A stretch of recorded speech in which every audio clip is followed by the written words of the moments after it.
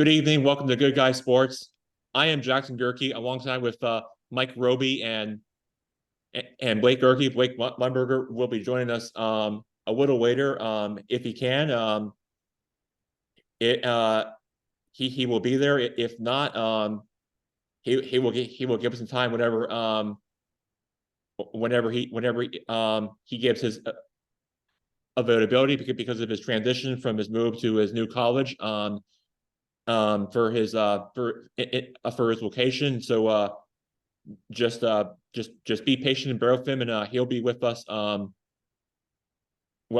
he can. So before we get to our topics, I want to recap from Blake Gerke who wasn't with us last week. We were just having a conversation that before we get into our show, that you and I were up in Fredericksburg not long ago. Actually, we were visiting with grandma, and we played the guitar and had a great time together, and we're visiting with family. And then I have to point out, even though um it's not really in our passion or wheelhouse, that while we were up there, we actually were we actually just we actually hanged out a funny show, and went out to see the Barbie movie. And we just and yeah, no, and we just actually had, and I had to say that it was by far hit by far by far hit the box hit the box it hit the box office for for uh for making it one of the best summer movies of probably of this year. So that's what I have to point out. And now, I am no entertainment expert. Oh, um, now I'm not, because it's really her passion, because she's big in entertainment and decorating. I'm not. We're sports people, but this is one of the most popular entertainment movies that came out probably in all of this year. And I was happy to be part of it while we were while we had a great time. And I just have to say, I'd say we had a lot of fun together, and we had a great time. That's all I got to say. And Blake, I enjoyed having you, and great to be with you. And uh and haven't talked to you in so long. And have you been, Blake? And what do you and and how did you think about of our experience together, and your thoughts? And great to have you, and take it away. Thanks, Jack. Yeah, it was a fantastic weekend up in Virginia. I totally agree. It was great to get to see a lot of people in the family that we haven't seen recently, and we got to see a movie as well. So all in all, despite the warm weather, I would say it was a great weekend. But I'm excited to be back on the show because, as you may or may not know, listeners or viewers may not know, the I'm a big fan of the English Premier League, and that starts back up tomorrow afternoon. So I thought first couple of minutes of the show, I would give you Blake Gerke's specialty English Premier League predictions for the 2023/24 season. How about that, Jack? Let's do it. Okay. So I'm going to rattle through, starting at the bottom of number 20 and all the way to number one.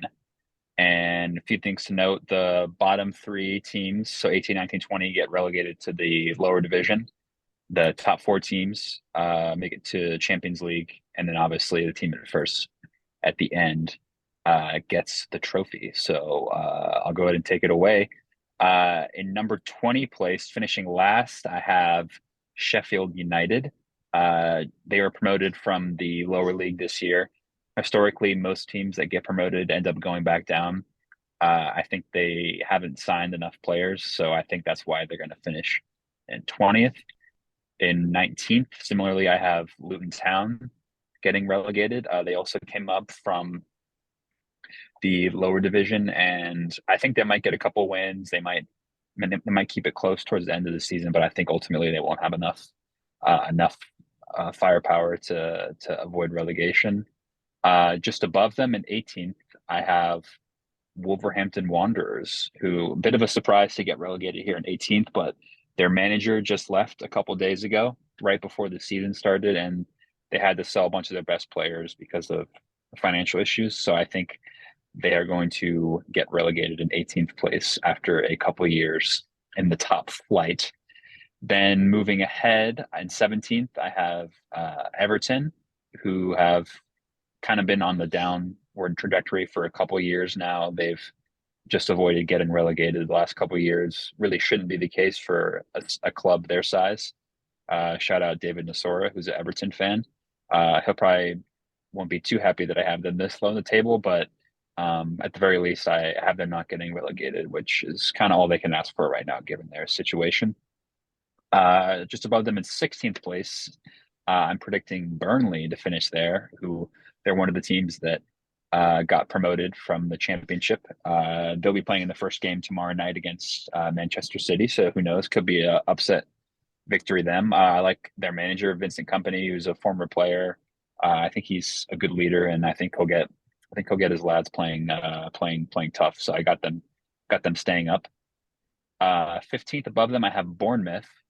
They are a very small club actually, but I think they have some good American investment, and I think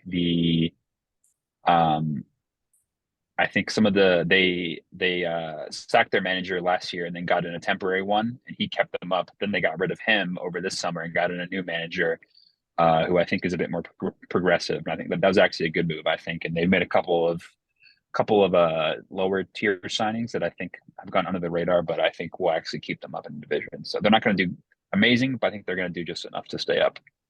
And then above them in 14th, I have Fulham. I think they had a good season last year, probably overachieved. They finished 10th last year, so top half finish for Fulham, who were promoted the year before, which is not usually a team doesn't usually finish that high, 10th after being promoted. But they haven't really done a great job in the transfer market this summer. They still might lose. The window's open till the end of August. They still might lose their star striker. Not really sure. They've added, I think, Jimenez, striker from Mexico. Haven't seen too much business from them that makes me think they'll finish where they did last year in 10th. So I got them in 14th. Just above them in 13th, I've got Nottingham Forest. I think they've signed a bunch of players last year. It just barely stayed up. I think having an extra year of continuity. I like their manager, Cooper. So I think they'll do well. Good home crowd as well. Above them in 12th, I've got Crystal Palace. I think they've got some young attacking talent. They've got Roy Hodgson, the old manager, back in. He's fine. But I think they've got some young, exciting attacking players that are going to do well this season. Eze, one to watch out for. Above them in 11th, I've got West Ham, the Hammers, coming off their Conference League win. They are looking like they're going to bring in a couple players this week or next week. So I just kind of put them in the middle of the table at 11th, given they sold their best player, Rice, but they got a lot of cash to replace them. So I think they'll finish kind of right in the middle. And then above them in 10th, I've got Brentford, which might be a bit of a stretch. They're a smaller club out of London, who are really cohesive. They got a great Danish manager, Thomas Frank, who's really well organized. They don't have their striker who's banned for the first half of the year, but I just feel like structurally, I like the manager so much. I think they're going to do well. 9th, I've got Brighton, who they're playing in the Europa League this year. They're renowned for making really good, cheap signings and then selling them on. I think their recruitment is just so good that they'll be able to replace the players they've sold to, like McAllister to Liverpool and stuff like that, and possibly Caicedo as well. Then going up to the top half of the table, I've got Aston Villa finishing 8th. I think I really like the manager they have, Unai Emery, and they've made a lot of good signings. Diaby, French player, and Pau Torres, center back as well. I think they're going to be in Europe as well this year. But I just think they have a really good cohesive identity right now. So I've got them finishing 8th. Just above them, I've got Spurs. Probably could maybe argue about Spurs and Villa in 7th or 8th. I think depending on where Harry Kane goes, there's reports today saying that Tottenham accepted a bid from Munich for Harry Kane, but they're also saying that he doesn't want to leave Spurs, so maybe he'll stay, maybe not. They don't have much of a defense or midfield either way, so I've got him 7th. 6, Newcastle. They finished 4th last year, so they're playing in the Champions League for the first time in a while. A couple of good signings, Tonali, Harvey Barnes, I believe, from Leicester, who got relegated. I think they'll do okay. I think playing in the Champions League will distract them a little bit from the league, so I have them going down 2 spots to 6. And 5th, I've got Chelsea. You could argue maybe their star signing striker Nkunku got injured last week, so they're going to be without him for a couple months. So I'm a little bit wary of this pick, but I made this prediction before I knew that. I think they've just got too much money and too many players to finish below 5th, but they finished 12th last year, so you can't really do much worse than that. So I've got them 5th just for the sheer number of players they've brought in the past year. And then go on to the top 4, I've got Manchester United finishing 4th. I think they'll kind of just do the same that they did last year around 3rd, 4th, and 5th.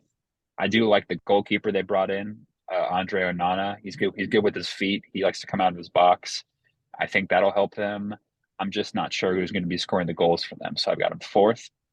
In 3rd place, I've got Arsenal, who finished 2nd last year, and they were really pushing. They were in 1st for most of the year, actually, and they were pushing Man City all the way. I feel like they're going to be play better almost in the Champions League this year. So I feel like in the league they might fall down a position, but I think this top 3 I have here, you could make an argument for any of them really finishing 1st. In 2nd place, I've got the team that I support, Liverpool. I was tempted to put them in 1st because I am a fan of them.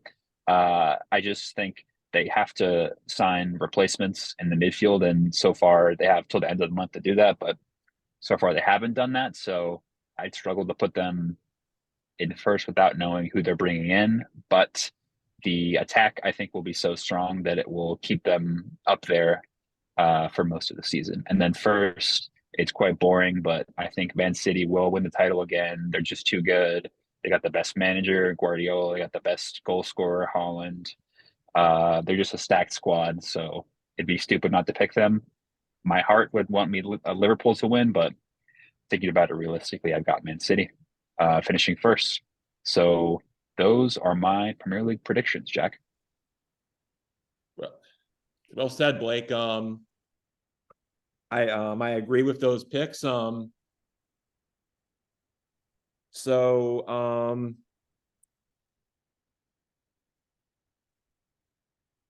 for my predictions, for the odds for the upcoming 23-24 season for the Premier League, I've got Manchester City at 148 odds. Like you said, they're just too good, too much talent, too much depth. They are a very good roster and a very good team that could really beat you in both ways. That's how I view it. And I mean, this team won the Premier League title 2 years in a row. I mean, there's no reason why they should repeat. And I just got them as my favorites for to win for this season. And but we follow that up, I got Arsenal. They're like Manchester United, but they play a different kind of way compared to other clubs, and I think that they are just that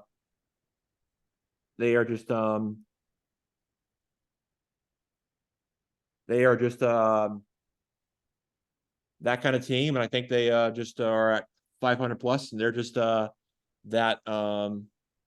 that's just their style. That's how they play things out there, and for Arsenal, and that's how they that's just how their game plan is for that club. I got Liverpool at 800 plus odds, followed by Manchester City, Chelsea, Newcastle, Burberton Hove, and Aston Villa at 5,000 plus odds, followed by West Ham, and I think they're right there. And I think you can argue that anywhere between Manchester City, Arsenal, and Liverpool can really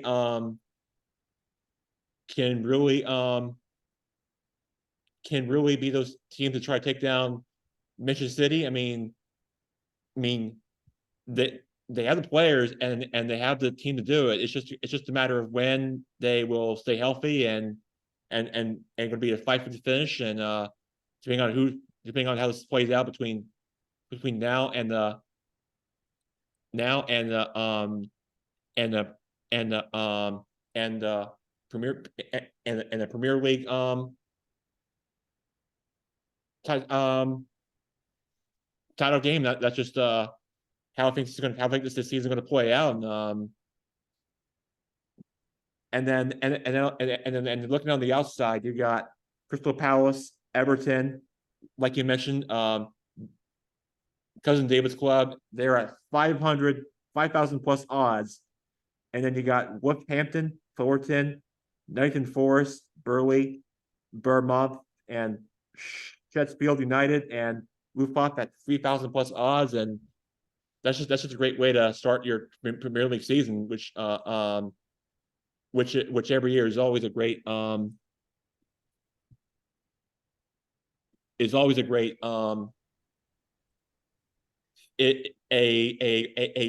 great start for your clubs. And then that's just Yeah. how I feel for this season. And I think that they just are just going to be it's just going to be a battle. And I think that whoever wins this late season is probably going to determine who's going to be making it to the Premier League final against this dominating Manchester City club. Yeah, it's going to be a really interesting season. And I think we'll be able to check back in over the next couple of months to see how smart or how foolish my predictions look. It'll be one or the other, won't it? Yeah, I can't wait. It should be a great season to watch every year. Yes, All right. sir. All right. See you guys. See you. All right.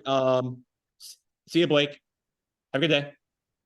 All right, we got your before we get to our next guest on, I do want to share if you have any thoughts and to Uncle Mike, and I want to ask you, do you ever and follow and watch the Premier League ever in your house? I have not, but I am intrigued by it.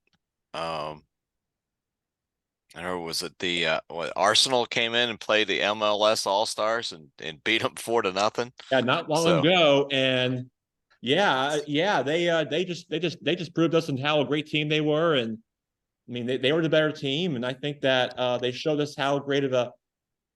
I mean, one of the players who won MVP this year for this year's All-Star game, and I just think that they have showed us how great of a club they are, and yeah, Arsenal right there with Manchester City. That's not a bad way to start for yeah. your club in the upcoming Premier League season, huh? We did get up and watch the women's team play last Sunday morning. Unfortunately, they didn't win, but certainly enjoyed the game. So I mean, I like soccer. I just have to get more into it. Well, maybe brother Blake and I will teach you more on the basics, and that way that way you can be a average fan the next time we get to see you in person. Well, as long as I can shout "Goal!" That's all I really want to do. Yeah, I know. That's basically the passion of the sport right there, and that's just all that you can ask for. Yeah. All right, so we got another guest joining us now. We're this time it's a different Blake, not Blake Erkey, but Blake BL Lineberger. Blake, great to have you on. But before we jump into another topic or discuss the one that we're discussing, I've got to ask you, what have you been doing on your boat all all this summer, and and how did you and my other question is, how did you escape from your other job and spending most of your time down in Florida just have some what it looks like to me, some downtime and whatever it is you're playing on. Just tell me what's been going on with your life and how you're handling it these days, and tell us how it's been after you've been relocated to your job. What's new with you, Blake?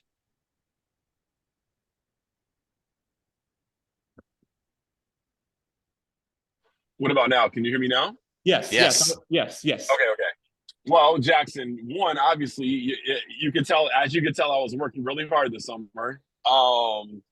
The Tampa days are done. I'm in the big city of Bowling Springs, North Carolina. One stoplight, 22 Division I teams, and we're Bulldogs, Jackson. So we're running, not with a G, RUNNIN, Bulldogs. We're running Bulldogs is our official mascot, and yeah, just back near my family, and yeah, so ready to hit the ground running. I'm going to try to get in some press conferences on behalf of Good Guy Sports and go to a couple of football press conferences on behalf of us, if that's okay with you. Yeah. I would. Yeah. I'm all in. I would Go Dogs. really like it, actually. Jackson, Running speaking of Bulldogs. Go Dogs, are you wearing a Alabama jersey? And what studio is this? I'm going to ask you, what is GBC? It is some sort of like radio production company, I think, somewhere, I don't know, maybe in Europe or I don't know, in England maybe, or wherever this place is located. That's probably where I'm doing my show at, pretending that we want to own a studio, or not just that, maybe run a, like, I don't know, a cover shop studio with Mike Roby and Blake Weber somewhere. I think I think that would be even better and all in for, which I would really appreciate more. And I think I think we need to Photoshop that and put the Good Guys Sports logo in there and replace the GBC. I agree. First of all, the GBC is just a. First of all, they don't use those call letters in the United States. This is just a. This is just some sort of, like, I don't know, European or I don't know, Great Britain or some other country around the world uses those. I mean, but here in this country, they don't do that for some reason. I think that's part of their. I think that's how they do things there. Here in America, we do things starting with a W sign. That's just how things are treated for any like radio shows or any national or local radio shows. Here in America is how they actually treat things. Than the way that we do things here currently. Jackson, let me ask you a question. We've got preseason coming up this weekend, right, in football. Right. But before that, give me a quick update. Where are my Rays? I'm so detached. I've started the real world. I'm back in the real world. I'm so detached from sports. I can't find my local sports radio station for my morning drives. Where are my Rays? Are we back in number one, or are we still sitting in number two? You're 2 games out. 2 games out. Okay, so there's still no guarantee that we won't win it. 2 games out is close enough, right? Yeah, no, you're 2 games out. You're at the top wild card team right now. If the season ended today, you would be in the playoffs as the top wild card team. But what about so how far back are we in the our division from winning the division? 2 games. Baltimore's number 1. Got it. Okay. Tampa's number 2. They're 2 games behind Baltimore.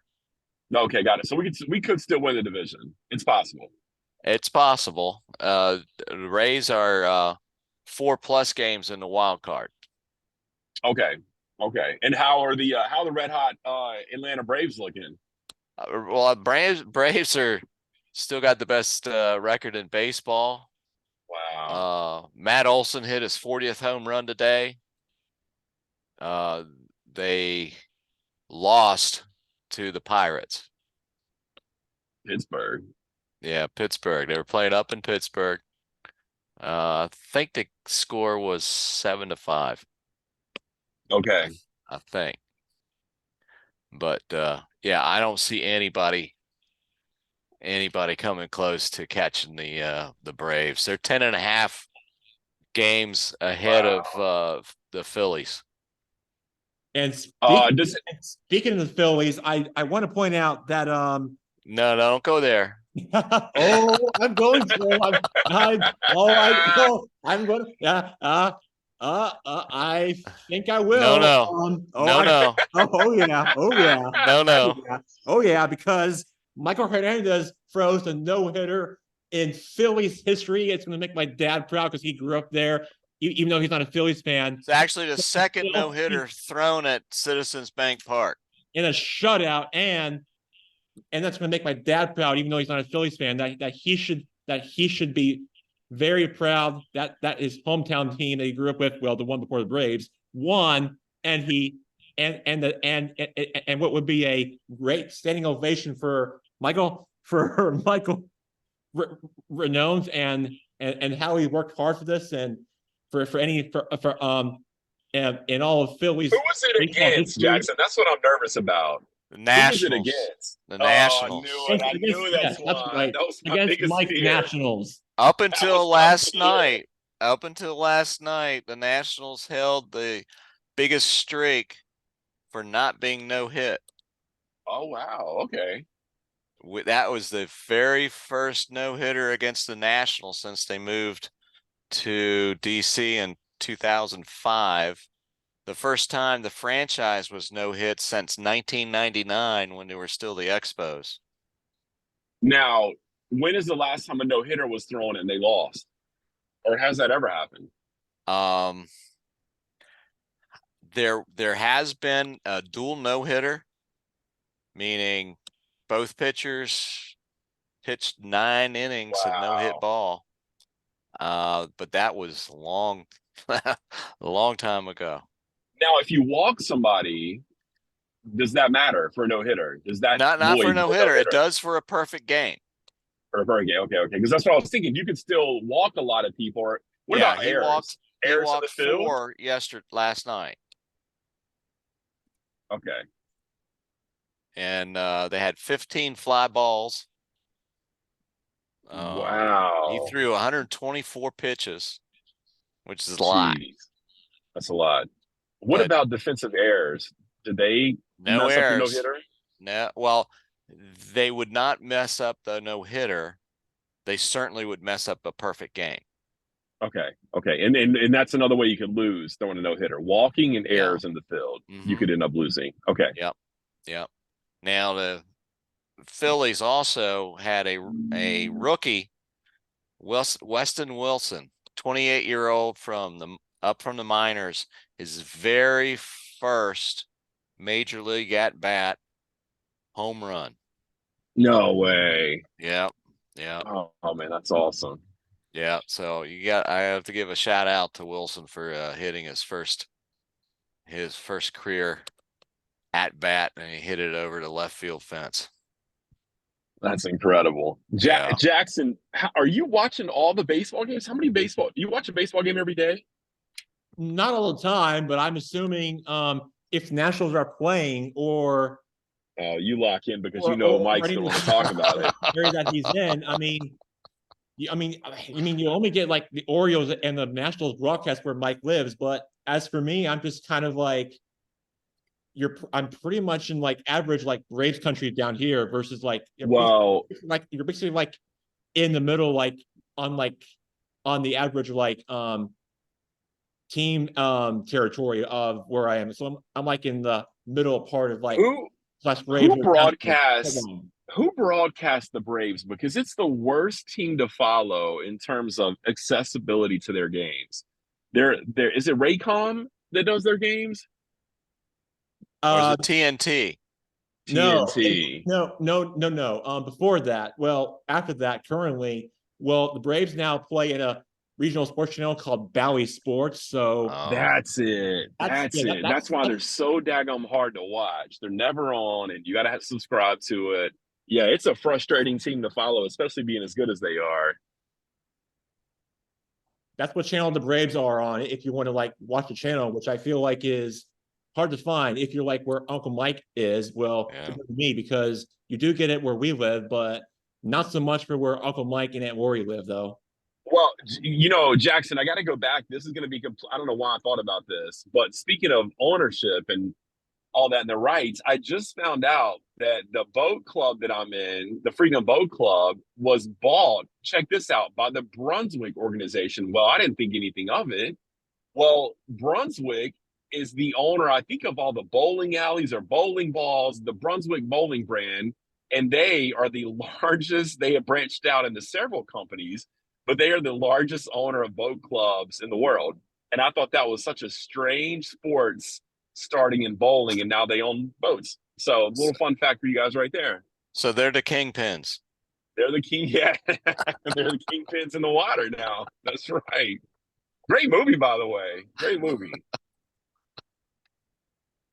Oh, Sorry, Jackson. Sorry to sidetrack you. You can jump oh back. no, you're good. You're good. But I like your idea of like boats and bowling. That's just a great Boats and bowling.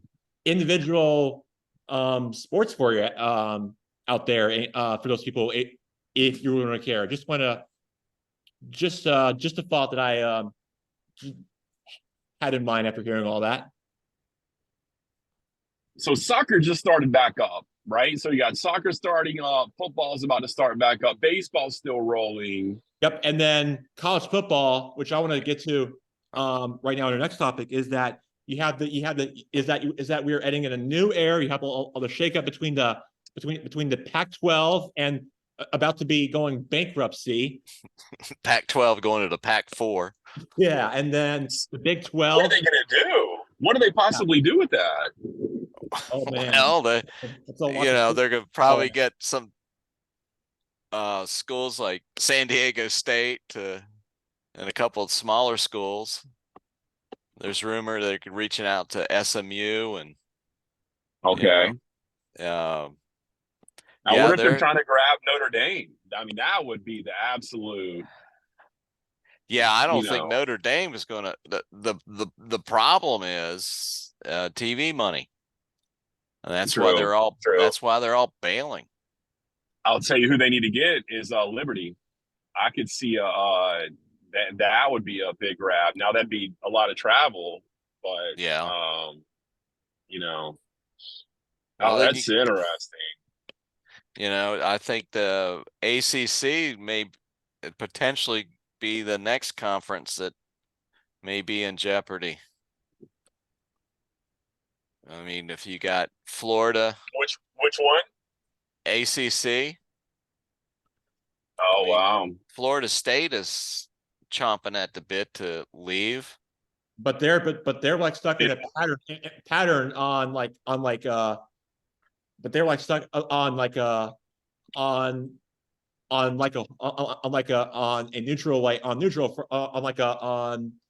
pattern for what they are just where would they go? I'm hearing that what I'm hearing they're a bit undecided on where their future holds. Like for example, they are going to like if they would. I mean, what I mean by that is that they're still in the holding pattern, meaning that their media rights and their league expires until 2036. So they got. Oh my God! Yeah, about a decade from now to get that all. Sorted out. So. Well, speaking of the SEC in 2024, the SEC expands and adds 2 teams. Texas and Oklahoma. Texas and Oklahoma are going to the SEC starting in 2024. Okay, if we're going to be honest, if I'm Florida State, I'm looking at the SEC and I'm saying, hey, guys, you got this team called Vanderbilt in your conference. We'd like to make a trade. To make a trade. And we'll send Vanderbilt to the ACC. Yeah, and they could join the likes of Wake Forest in terms of size and popular. I mean, come on. If I'm Florida State and these schools looking at Vanderbilt in that conference, I mean, what a sweet deal Vanderbilt. Aside from getting their heads smashed in football, as far as the money they get, I mean, man, what an amazing athletic department to run when you're pulling in all the SEC money and the TV money. and you're just such a small school. Yeah. Well, look at the Big Ten next year is going to be the Big 18. Gosh, they got 18 teams. They Crazy. got 14 teams right now in the Big Ten. Next year, UCLA, USC, Oregon, and Washington are jumping out of the Pac-12 to join the Big Ten. Is this a money thing? Is this money rights? It's What's all going money. on? It's all money. Yeah. You know, Yeah, it's the all schools are the just- conference that gets you the money. Yeah, schools are just making like hundreds and thousands of money out of their wallets, and then you have all these athletic directors just doing their thing, just keeping like just paying for all the TV rights and money and all that stuff, and then of course there's a and then of course there's a and then of course you have streaming services that are becoming a thing nowadays. Like Mhm. Apple TV Plus is also going to be I think to the Big 12 or Pac-12 this season, I think, for one of those conferences, and I find that hard for many people who are trying to watch the games, and for like a subscribed or subscription service, and that just might not be good for the sport. Jack, let me ask you this. Going forward. Yeah.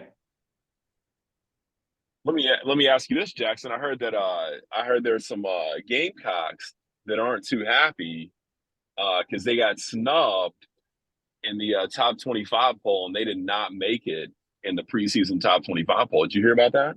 No, I think I did not, but from what I'm hearing from my Carolina fans is that they are not happy, and they just don't really like where their team is headed. And it's really tough to see. Oh, we're happy where it's headed. We just don't like the poll. Even drop out of the rankings.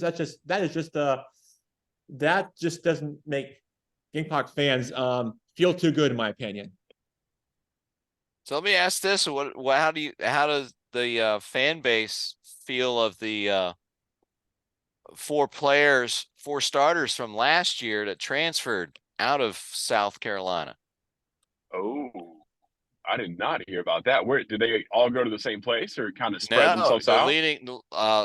The leading rusher, Marshawn Lloyd, Oh, geez. is USC.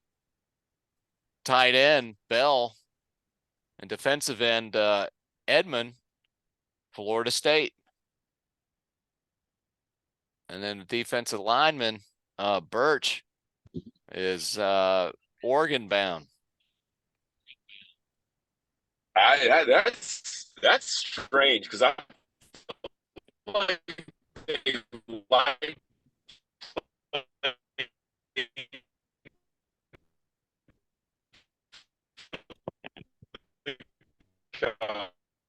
coach.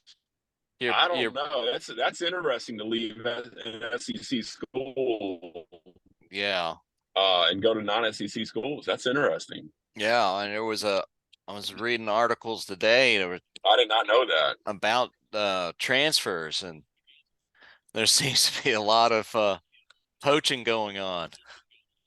You know, that when the player signs into the portal in the spring, that they can be transferred, and it's all because of it used to be if you transferred, you had to sit out a year. You don't anymore. But you can only transfer once, right? I think you can only I think you can only transfer once, but man, that's the coach's nightmare. You imagine getting all these guys caught up, you know? Mm-hmm. Oh, you spend all the your recruiting time, get these guys signed up, and get your team built around, and then they get poached. I don't know the answer to it, but it seems like it's a little bit of a mess right now. And then Sports Illustrated was ranking South Carolina's schedule the toughest. Oh, geez. Well, that might be why we're not top 25. Oh, this is the year we play Alabama, is it? Now you play North Carolina, Clemson, Tennessee, Kentucky, and Georgia. Oh, gosh. Oh, geez. I feel like the Bulldogs are they. I'm sure Vegas has got them as the team to win it all, the best odds to win it all again, right? Yeah, yeah. Hang I on, think it's hang just on. yeah. Pull up the South Carolina schedule right now for just to see their for our audience, so that we can take a look at what they for what they have for the upcoming season. Okay, so they actually start the season just just right here in Charlotte, where Blake Lumberger is, against the Battle of Carolinas on Saturday, September 2nd. That is a neutral site game, and College Game Day will be there. So, Oh wow, you might want to mark this one down, because College Game Day will be headed your way, and there's going to be a lot of buzz and excitement surrounding this Gamecock team between the Battle of Tar Heels and fans and Carolina and Gamecock fans and everybody else. It's just going to be it's on ABC. It's a 7:30 primetime start, and that's where they kick off the season for South Carolina in their for their opener in that one. Be a lot of tailgating that night. oh Sure. boy. And then you follow that up. Their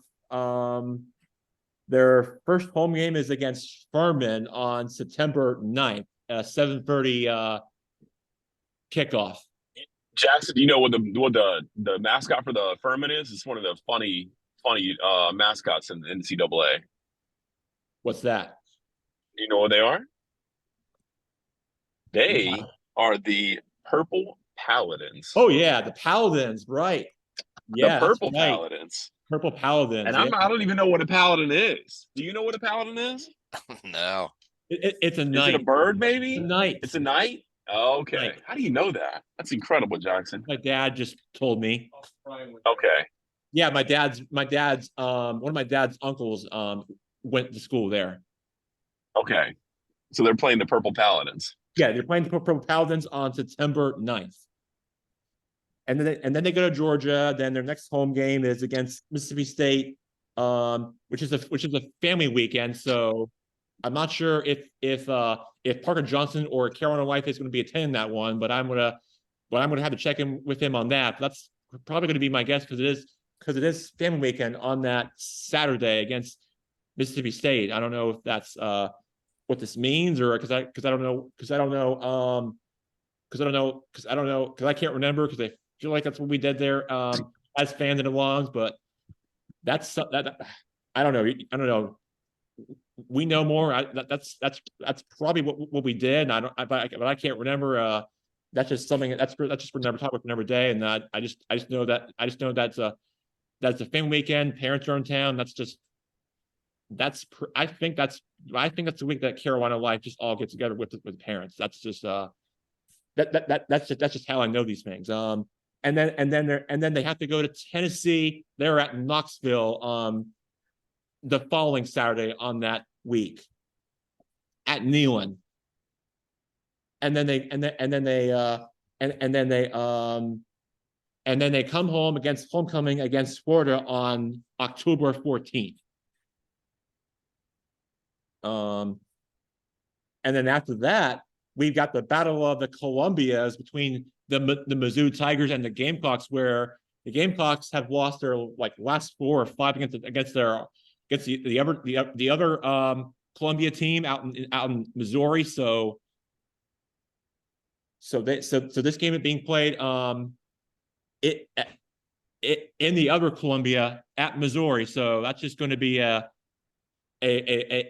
tough task ahead for them, but for the Shane Bieber Gamecock team, if they want to just try to get a win on the road, which is going to be which I hear is going to be a tough environment for them to win there. And then they stay on the road. They have to go to College Station with one of the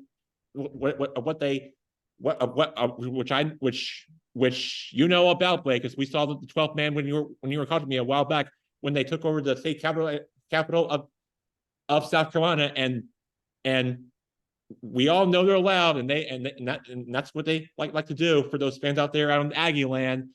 But they have to go to College Station, have to deal with a loud crowd and the 12th man. It's going to be a loud atmosphere for them to try to calm down the noise, which is not going to be not easy to do. But if they can find a way to get a win there, and that would be a lot to ask. But it's not going to be easy. But I think they can try and get it done. But a lot of hard work if you want to get this win on your resume. And then they travel home against Jacksonville State November 4th. After that one, and then they have a thing called a Salute the Troops on November 11th.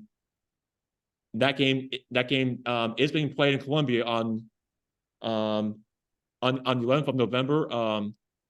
That should be a great battle between my brother and me for our both alum schools going against each other. That will be a lot of fun. We're looking forward to that. And then they host Kentucky on November 18th, which the Gamecocks did not do well against in their last few seasons. But maybe this year they can change all that. But you never know, because college football it is a sport where anything can happen.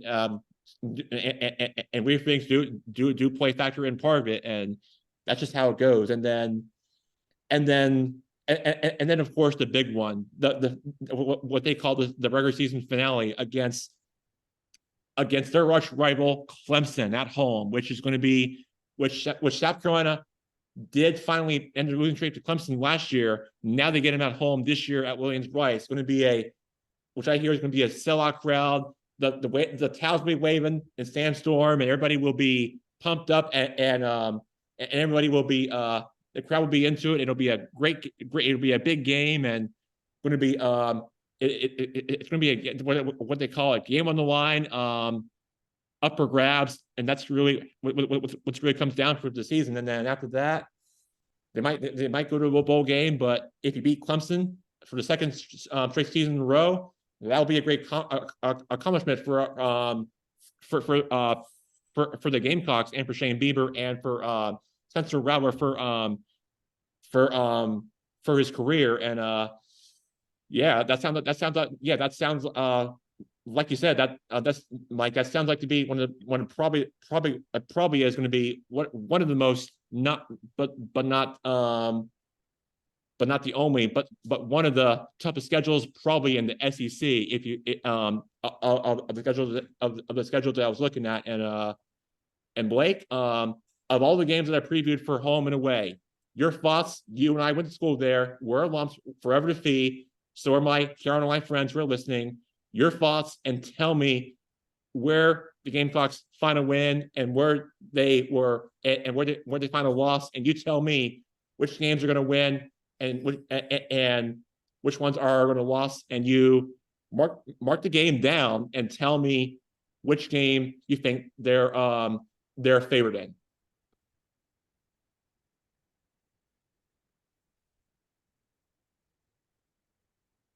Blake. Jackson, say that again. Yes, I was previewing. Yes. I was just previewing the South Carolina football season. Oh yeah. Well, what do you think our record's going to be? Give me your predicted record. Okay, so if you haven't heard me, I was previewing the South Carolina football season. I missed a little bit that I had to go for a second, but do you think we will finish with 10 wins? Okay, so let's start with North Carolina. I think they're going to win, but in a close one. Agree, and I agree with that as well. The South Carolina North Carolina game could be a swing game, so I'm going to say give them the win. Furman, I will give them the win because that game should be a shootout. Although Furman's a pretty good team, but I'm definitely giving the win in that one. Georgia, I'm going to give them the loss because this game is at Athens, and the crowd is going to get loud, and Seymour Stadium's going to be into it, and that's why I don't have them win this game. Mississippi State, that's going to be a pick 'em game for me in the family weekend. I think they might get a win, but it's just going to be one of those like undecided like victories for that one. Tennessee, I'm going to give them the loss in that one because Tennessee is a tough place to play. You're at Neyland Stadium. You have to deal with the checkered and the orange and the crowd there, and that's just going to be a tough ask for us for South Carolina to even get the win there. Despite that you beat Hendon Hooker, who was running for Heisman and didn't win it last year, but that was last year. But this year is a different season for them. But that's why I'm still giving the loss for the trip to Knoxville. Agree.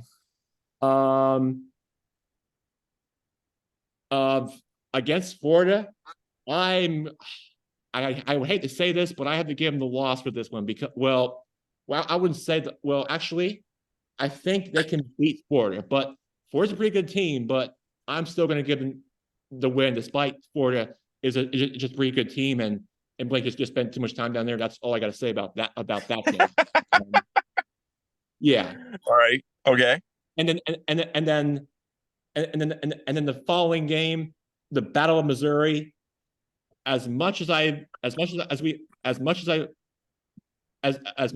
to say this, even though we're Gamecock fans, I am still going to get the loss to the other Columbia team, to the Missouri Tigers, and they are going to be in a tough environment and a tough crowd and atmosphere out there in the Upper Columbia at Mizzou. And I mean, whichever Missouri team is going to show up, they're still going to find a way to make some plays. And that's why they're going to lose that one. Texas A&M loss. They are going to be. Yes, we've got good memories of that team, Jackson. We've been there, done that. You and me. We remember it too well. And the 13th man. And Jimbo Fisher, just all the play calls he has, he will show up with any game plan that he has, and that's why they're going to lose one in tough environment. And like you said, and Texas A&M, they are a top team, unlike Alabama is, and I mean they're a great team, and that's why they are going to lose that one. Now, after that, you get after that tough stretch, you get against Jacksonville State.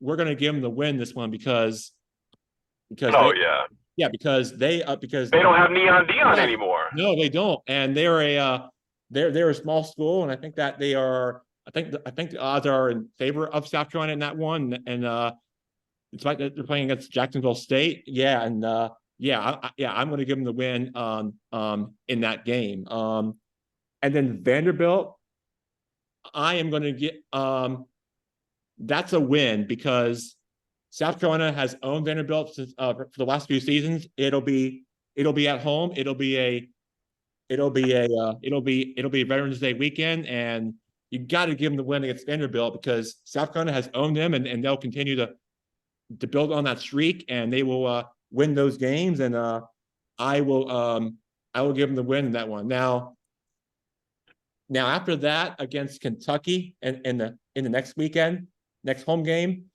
I'm going to give them the loss in that one. Kentucky has won their last few against the Gamecocks. Kentucky and Mark Stoops are still a great team. They continue to recruit well and are a great team year in, year out. Wild card.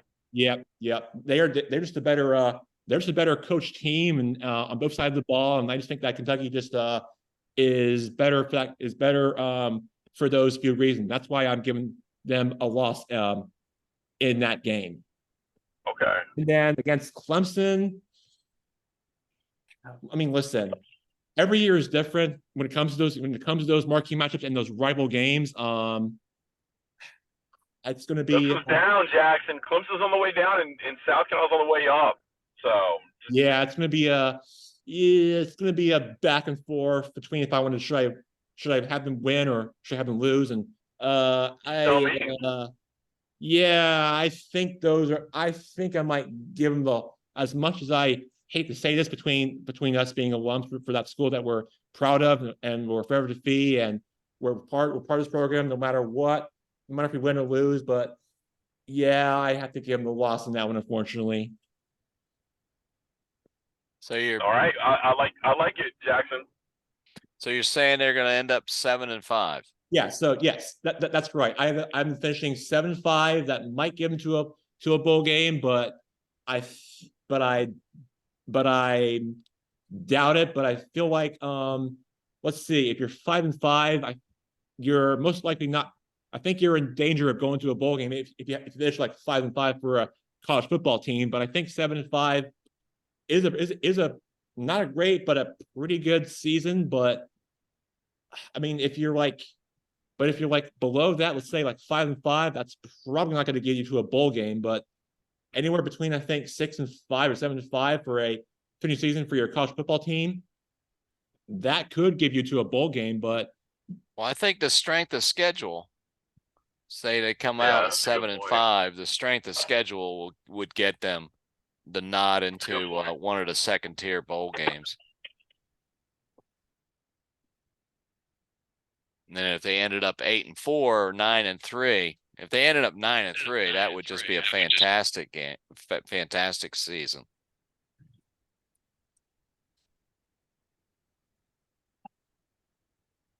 yeah, I mean 7-5 is not a bad way to start for your program, especially if you're like Shane Beamer trying to get your players healthy, get them going and for the season, and now you got to realize that you gotta prep week after week for practice and get ready for whatever game you have coming up. That's really what Shane Beamer does whenever like he does when he gets his team ready, no matter what team he's showing up with, regardless of every Saturday in the fall. So that's how I think this routine goes for us, for a Shane Beamer led coach for the program, and for Spencer Rattler, who I think is going to be entering in his final season after this year, might be eligible for the NFL draft. So I feel like there's a lot to be. Feel like we're up for grabs for a what should be a great college football season. Jackson, before I go, I just want to say this, that the upset alert is going to be your running dogs playing Appalachian State week 1. So just watch out. Upset alert. Ooh. Keep in the back of your mind. You're to hear first. Blake Wellberger, All right. predicting the upset alert on Appalachian State against Gardner Webb Bulldogs. I'll keep that running. Hey, Jackson, the running Bulldogs. Oh, Running Bulldogs. Oh, Running Bulldogs. Got it. I'll mark that one down. There must be a breed of Bulldog that can't run, so we're the running Bulldogs. Well, Georgia does like. I mean, Georgia's Bulldogs are more like a different kind. You got Fresno, But they can't swim. Gonzaga, and who else am I missing? Georgetown, yeah, Georgetown. They're Hoyas. I Yeah. mean, there are no dogs involved in that mascot. Butler's got one of the most famous Instagram Bulldogs, Blue. Right. Butler. Oh yeah, they're the Bulldogs. All right, I want to see the mascot next week. Yeah, we got a live one apparently too. Yeah, I'll take a picture in front of the mascot. That'll be good. All right, Jackson. I want to see that. And before I go, we got to get a shout out that I'm wearing my Alabama jersey on my Good Guy Sports Show. That Alabama's Who's 13? Is that Jalen Hurts? No, I am wearing a Tua Tagovailoa jersey on today's show. Presenting Nick Saban and the Alabama Crimson Tide, who are here, are going to have a great season. And You sure you're not wearing a Joe Namath jersey? Ooh. Joe Namath. Shout out to him because he predicted He went to Bama. Oh, I know because he is the one that predicted that the JETS Jets are going to have a great season for Aaron Rodgers because they're like buying a lot of hype up there up in the New York and New Jersey area. That's what he was saying, and that's what Joe Namath is really saying. And shout out to him. And I think that he really should know about Good Guy Sports, but he just never heard of it. But I hope he does. But I'm giving him a shout out. Right. Hey, speaking of Aaron Rodgers, Jax, just relax, man. Just relax this week, you know. REALX. REALAX. Just relax, man. That's All right. right. See you guys. All right, Blake. Great See you. having you. Great Mike having Roby, you. great to see you. We'll talk next week. Enjoy your weekend, and we will talk more college football soon. Great to have you, and we will talk to you later. Have a great weekend. Jackson Durkee, signing off Good Guy Sports. Go Commanders. Bye. Roll Tide. Bye-bye.